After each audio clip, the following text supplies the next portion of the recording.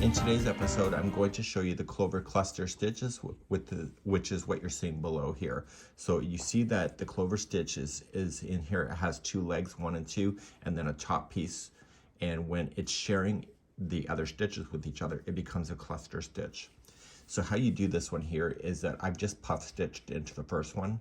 And so the clover cluster is going to share the same one as this one and then move on to the next. So I'll demonstrate twice. To do this stitch, you're going to yarn over and come into the one that you want to start with. And you're going to come right on in, yarn over, pull through, and then do it again, yarn over and into the same one, pull through. But you're not done. The next leg of your clover stitch is going to be this next one. So yarn over and in, pull through, and yarn over and in, pull through. You have all of this mess on the hook. You want to pull through everything but the final, and then yarn over, pull through the final two.